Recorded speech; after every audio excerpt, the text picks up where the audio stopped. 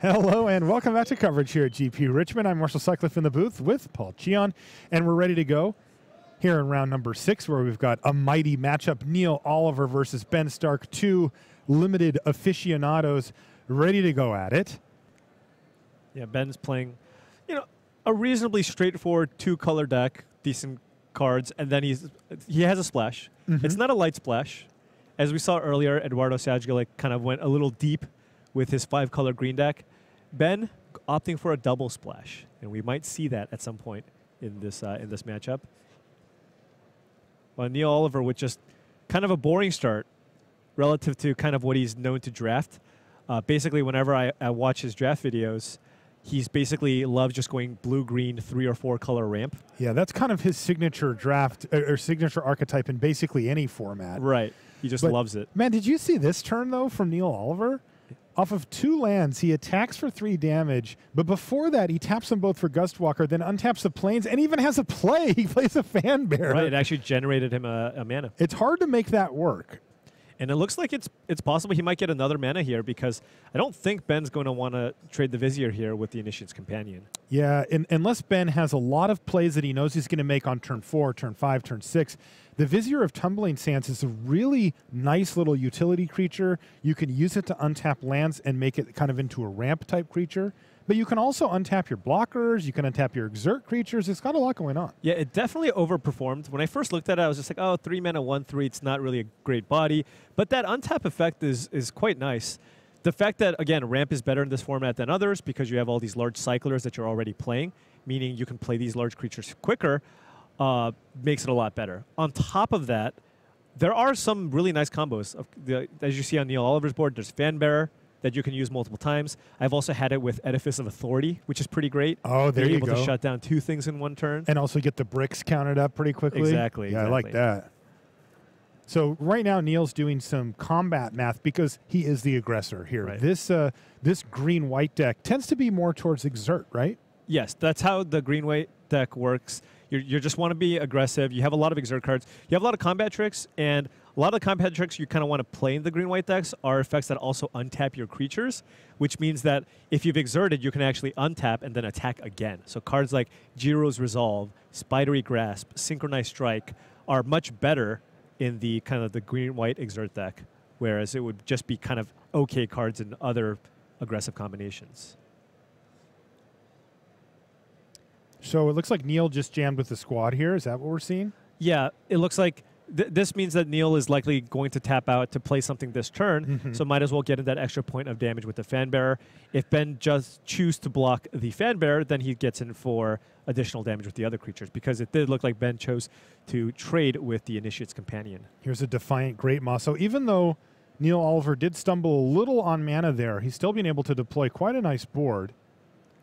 And here's a Naga Oracle now for Ben Stark, looking to try to set up his future draw steps. He gets a chance to look at the top 3. He can put any of those in the graveyard, and then the rest of them he can put back on top of his library in any order. Yeah. But that includes options like putting all 3 in the graveyard if it's not what he wants to see.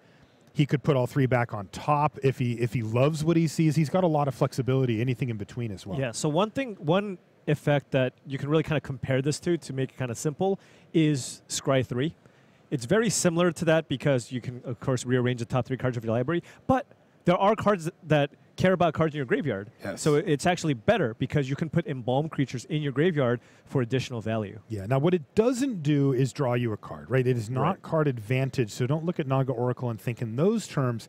But card selection is very real, especially later in the game. Right. And Ben, as you can see, is really putting some thought into how he wants to handle this because he's actually mapping it out his next few turns. Yeah, if you really think about it, at this point, or at the point of the game where you're at 5 or 6 lands, Scry 3, I would rather Scry 3 than draw a card. Definitely. So it is a very powerful effect. Definitely a very powerful effect. And again, if you just hit an embalm creature, that's just extra value you're getting as well. Yeah.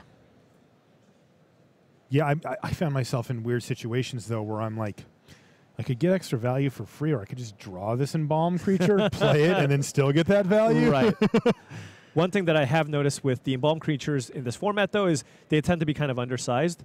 So once you start embalming kind of turns 5 through 6, that's around the point where people start playing their giant cyclers. So the embalm creatures have kind of less of an impact than I thought they would initially have. Mm-hmm. So it looks like he put an island in the graveyard and the other two back on top. So that's, something to be gained for Neil Oliver. Ben likes his next two draw steps. He's not going to be missing land drops unless he wants to. Right. Not sure exactly what Neil can do with that information. Ooh. But he did hit his land. So Quarry Hauler, one of the great camels from this set, is going to remove one counter there from the Defiant Great Maw. But since Neil decided to tap out here, he actually doesn't have any attacks. Right. But he has a pretty good one next turn. Ooh. Cartouche of Knowledge into land for Ben. So he set that up with the Naga Oracle. And he's got Mouth. Yay! Mouth resolves. Yeah, and now Ben's creatures do line up pretty well against Neil Oliver's. Both of them will trade with the Quarry Hauler. The Naga Oracle will actually just brick wall it, meaning if Neil wants to attack, he's going to have to use the Fanbearer to get in for damage. And again, the 3/4 as well can't get through. I think there's a pretty decent shot that Neil opts to tap the Naga Oracle this turn to try to force through some damage. He can actually just choose to attack with all three of his creatures if he uses the Fanbearer to lock down the Naga Oracle. He's going to cycle a Greater Sandworm, revealing, I believe, just 2 lands in hand, if I see it correctly. Yeah. And that means that, yes, we will be seeing a Fanbearer activation in this turn cycle. Whether it's now or on Ben's turn is yet to be seen. It's going to be on Ben's turn, it looks like. Okay. I guess this does set Neil up to potentially draw another combat trick to attack through the Hippo token. He can also tap 2 of the largest creatures on Ben's side of the board. And I don't even think Neil's going to tap down the Naga Oracle in combat step. He's just going to be like, if you're going to attack me for 3, go ahead. It's a free tap for him in that way. Exactly. Yeah. But, okay, no. He had the 3/5 with flying. But Ben looking pretty good here. That was a really good turn for him to stabilize. The Cartouche meant that the Gustwalker can't even attack him as well. 3/5 with flying. Hippo on the ground. Ben has the ability to cast Feed from his graveyard for its aftermath and even draw 2 cards, though I think Ben's going to want to wait on that given that he has 4 or 5 cards in his hand anyway. Yeah. He definitely wants to develop his board a little more because, of course, Neil can shut down 2 creatures in this cycle of turns if he wants.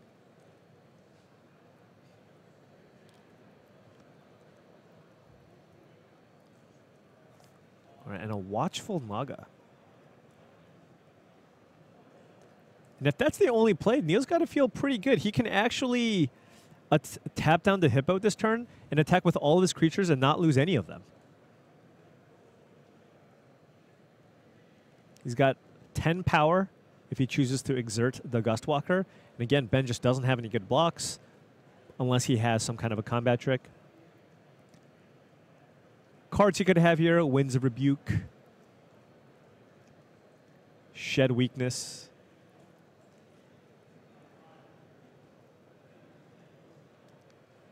Okay, and it looks like Neil's just opting to just attack and keep the tapper up for the Watchful Naga.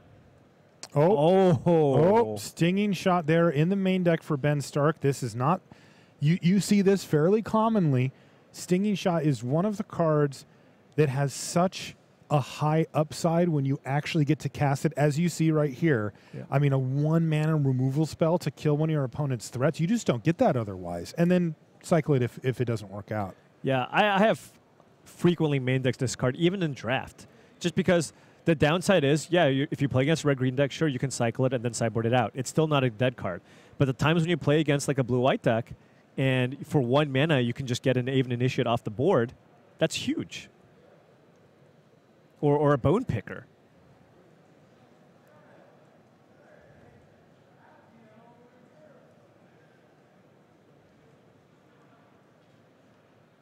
Cryptic Serpent there from Ben Stark after casting the Stinging Shot, and wow. What? That was a big turnaround. That's wow, baby. This is looking mana, good 6/5. for Ben. Yeah. Yeah, I mean, Ben is down to 10, but the onslaught has largely subsided here from Neil Oliver's perspective. Sure, he can get in for another 3 damage if he wants, but he's behind now. Yeah. This is often what you'll kind of see with decks that are looking to attack early, be aggressive. If your opponent's deck is looking to just kind of play the long game and stabilize, I mean, Ben is at 10 life, but that's more than enough given Neil's board is basically just a Fanbearer and a 3/4. And Ben hasn't even drawn his black mana yet. And Ben thinks he's ahead enough to the point where he can actually even attack here. Cartouche of Strength is going to punch that Fanbearer. And perhaps punch Neil Oliver out of the game? No. Oh, he will not. Ben does not know that it's a May effect. He didn't know. He did not know. Wow. Wow. Wow. I am surprised by that. Ben is normally so up on those interactions. Right. But what happened there is he played Cartouche of Strength, and he attempted to fight the Fanbearer. Neil Oliver, though, had the combat trick, gives it +2/+2 to have it win the fight, but Ben can say, nah. Yeah, I think Neil basically just cast a combat trick because he just wanted to keep the Fanbearer alive. Wow. And what a turnaround here. And then Neil just untaps and drops a Vizier of the Menagerie. This could actually get out of hand. Vizier of the Menagerie is a type of card that can dig you back. Absolutely. You know, you see a creature on top, you play it. The next card, if it's a creature and you can cast it, you cast it too, and they just start coming off the top of your library. What he really doesn't want to see are lands on top, but I do love the text on this. Just take a look. You can look at the top at any time. The reminder text is great. While you're thinking, wait, let me just take a peek.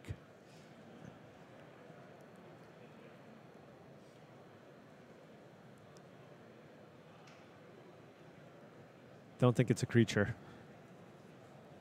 He's going to need a lot, though, because even with that misstep from Ben Stark, he still has a very significantly sized board here with a 5/5 River Serpent plus the Cryptic Serpent as a 6/5.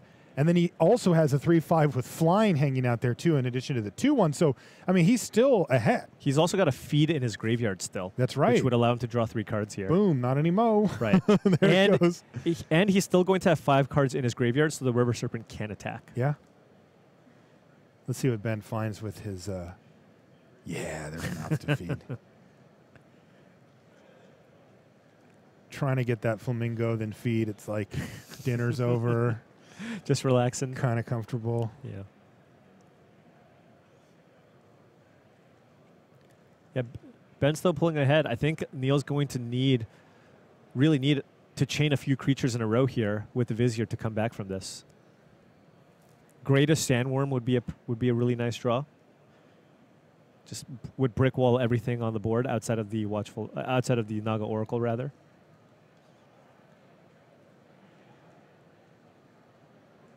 Neil Oliver off to a decent start this game. Now has fallen significantly behind Ben Stark, and it would take a real effort here for him to come back from this position. Ben is way far ahead. Yeah. Ben's got a Naga Vitalist as well. Apparently a blank on top of the library there for Neil. He needs to chain together a couple of creatures, and even then, he has to keep the flyer at bay. He has to be able to block huge 5/5 and 6/5 creatures on the ground. Don't see how he gets himself out of this. I will say this. I have had the opportunity to play Vizier of the Menagerie a few times. And in order for it to, because people look at it and they just think, oh, I'm just going to draw a card all the time. It's like, well, no, most of your decks are probably going to have like 14 creatures in it. So you're only going to hit a creature about a third of the time, maybe a little bit more than that. So, I mean, it's still a solid body. It's a 4-mana 3/4, and it will give you value over the course of the game.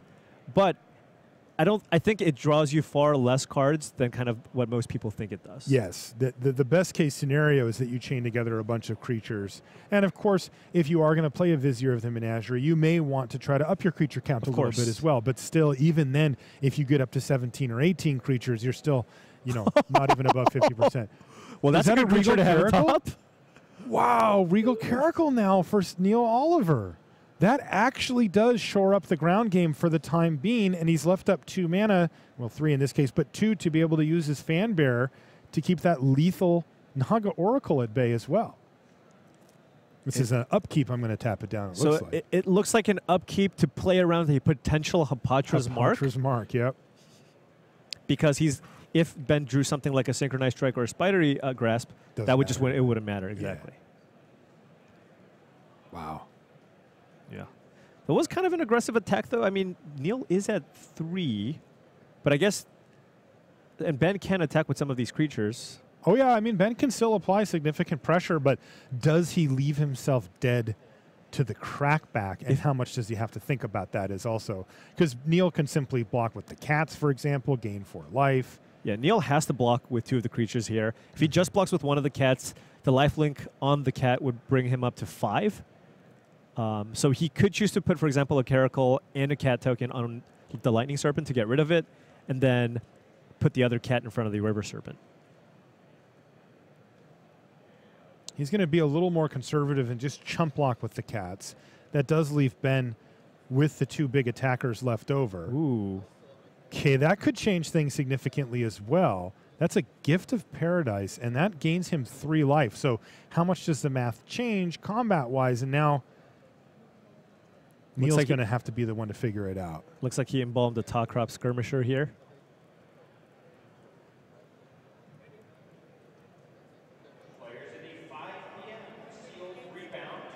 What a card to hit off the Vizier.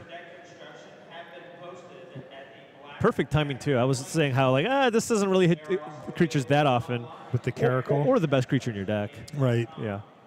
Okay, that's 1. Okay. How many can Naga you chain? Vitalist, he gets to look at the next one anytime he wants. Anytime. It doesn't go on the stack. No.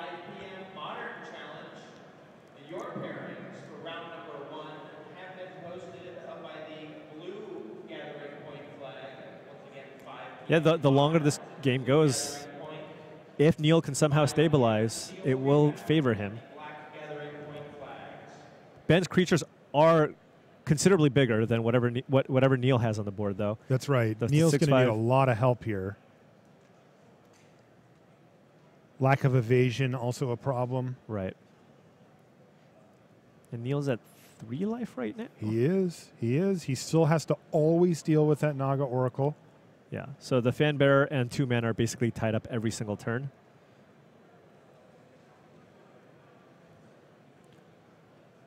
All right, Neil opting to be aggressive here still. This isn't lethal. This is 6 damage. That would put Ben to 1.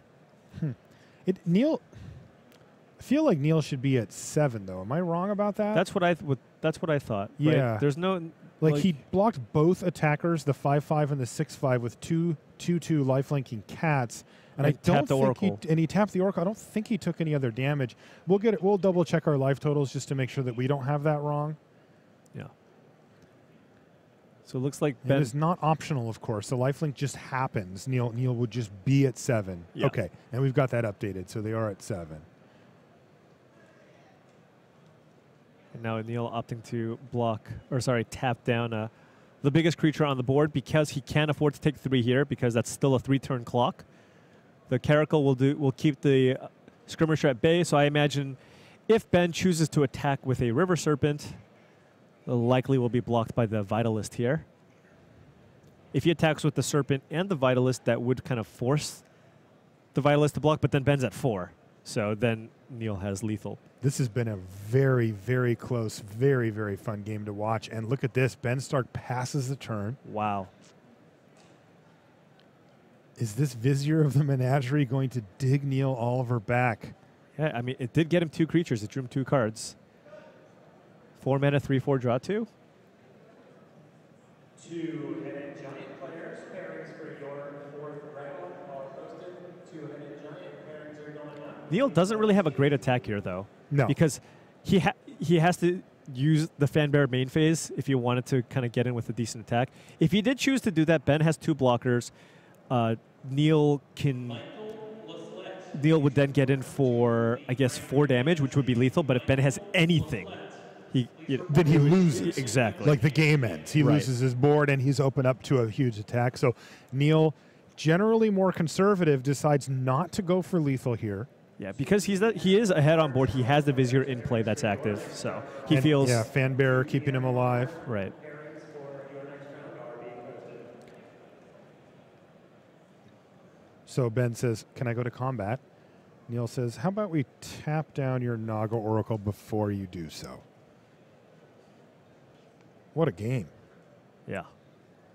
How good would Regal Caracal be in the last draft format where there were so many flicker effects? Oh, There's yeah. not that many in this format. Yeah, that'd just be silly. Yeah. Card's already good enough. Oh, he's got his own. He's got mouth to feed. So what does he have? A 1, 4. He has 4 creatures 2, with 3, right? Defined Great Monster 3/4. Yeah, he has 4. Oh my goodness. Oh my God, this format is defined by mouth to feed. I'm in heaven. Yeah, we got it back on camera again too. Look at mouth. Look at mouth go. It's a battle of the mouths. Get a little extra value here too. Yeah, he may have to leave mana up just to protect his life total Right. for his fan bearer, but man, humph.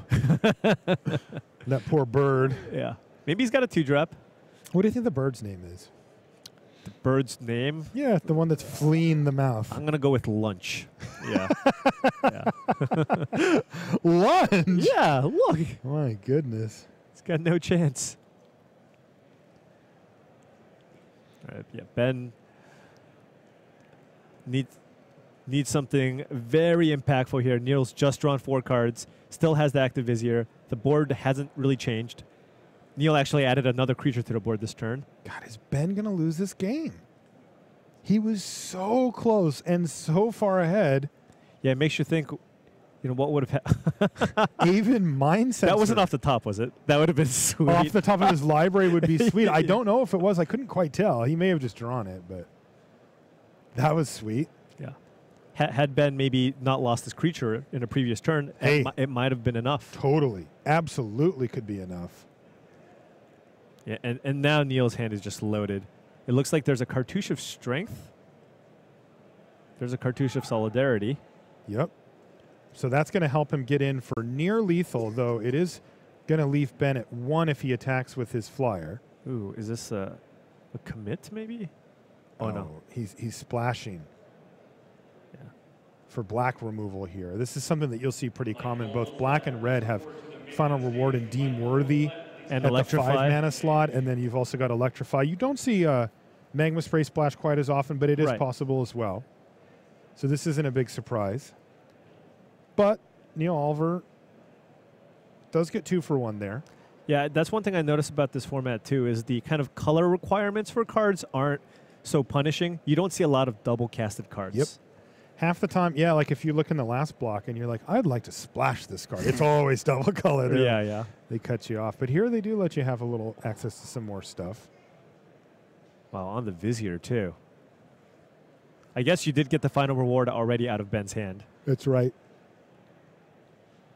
Also, I don't know if Ben has a hand right now. Could have been his last card for sure. Well, but wait, there's more. True Heart Duelist here for Neil Oliver. And he's got to be lining up a lethal attack in the next turn or two, doesn't he? Right. He wants to try to shut the door on He might this just be thing. trying to go for it now. Combat, he says. Look at how excited Neil is. Oh, you can This see is him such leaning a- forward, and this that's game. Neil Oliver wins game 1 over Ben Stark in an improbable comeback, it Yeah. must be said. Again, trying to be the aggressor early, gets stifled by Stark, and somehow, through a string of Vizier of the Menagerie hits Mouth to feed. and mouth to feeds, gets himself in position to win, and does it. We'll be back with more Magic right after these messages.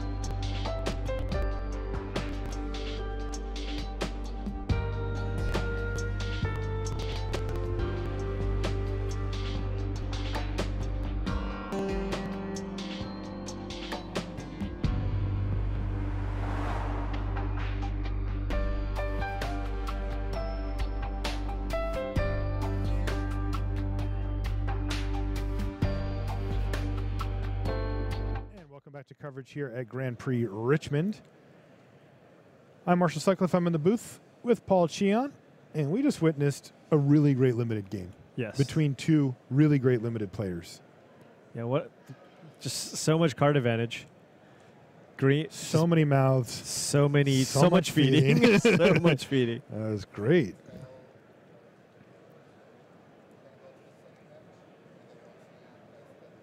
Looks like our players are still shuffling here.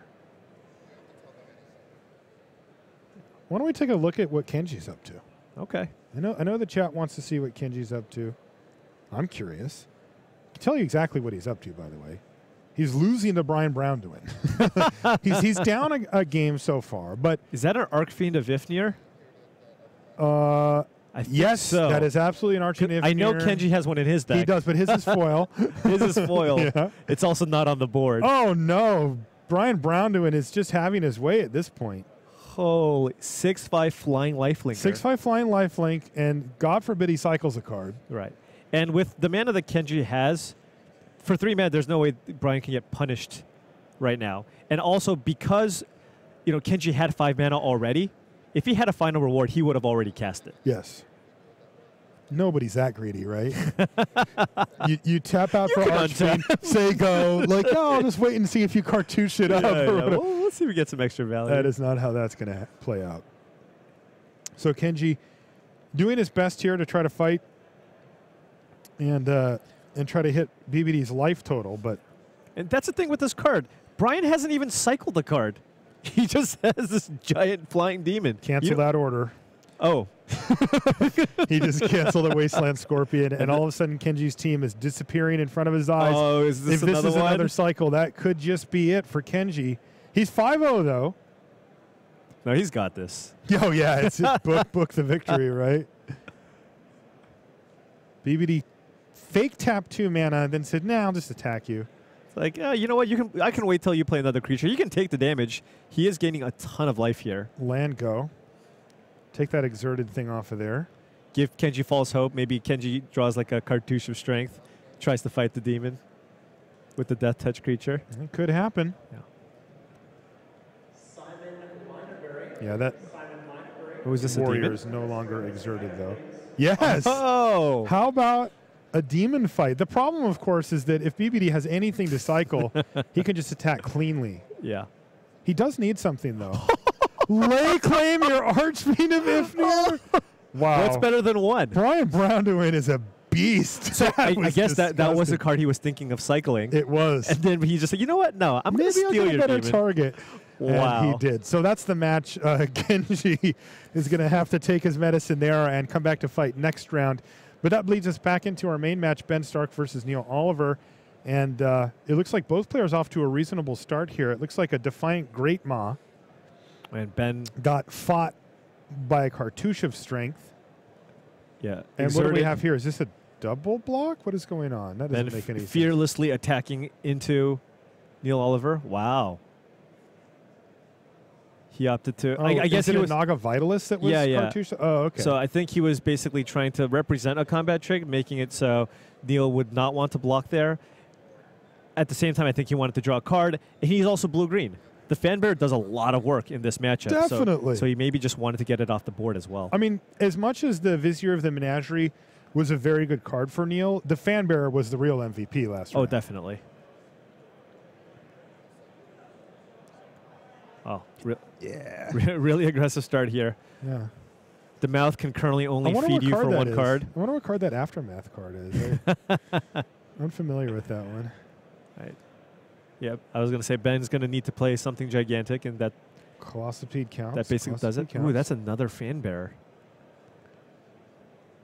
He does get the chipping in the air as well with the Aven Mind Sensor. Fanbearer. Ooh, But and- wait, there's more. Another 3-powered creature. Yeah, 3-power creature. That's the important part. Initiate's Companion. He's also got a shed weakness in hand, too. Wow.